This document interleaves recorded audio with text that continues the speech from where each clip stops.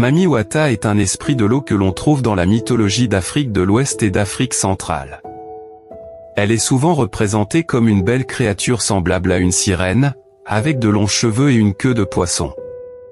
Elle est connue pour ses pouvoirs de guérison, de fertilité et de protection, et elle est souvent associée à l'eau et à la lune.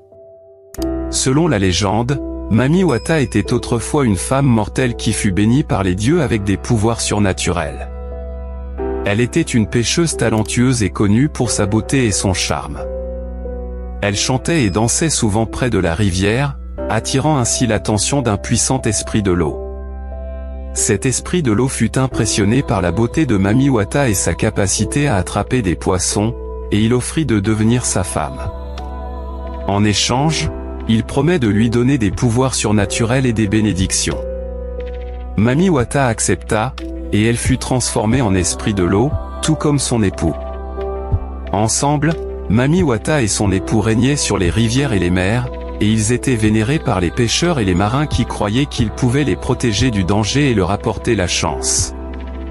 Au fil du temps, Mami Wata était associée à la fertilité et à la protection, et elle était souvent représentée comme une figure maternelle qui protégeait ses disciples et les bénissait avec prospérité et abondance.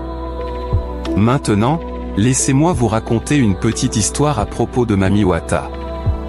Il était une fois, dans un petit village près d'une rivière à Ondo, vivait un jeune garçon nommé Kofi. Kofi aimait jouer près de la rivière et regarder les poissons nager. Un jour, alors qu'il jouait près de la rivière, il vit une belle femme nager vers lui. Elle avait de longs cheveux qui flottaient dans l'eau et une queue de poisson. Kofi eut peur au début, mais la femme l'appela et il ne put résister à sa voix douce.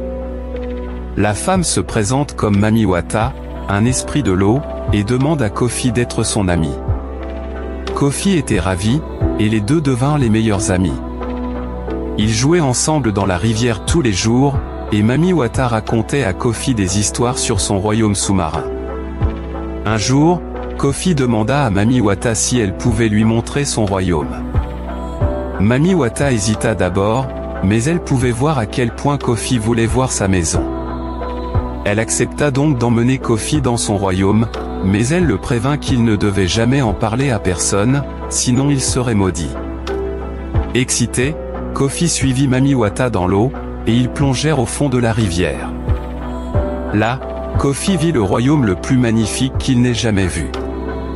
Les murs étaient faits de perles et les sols d'or. Il y avait des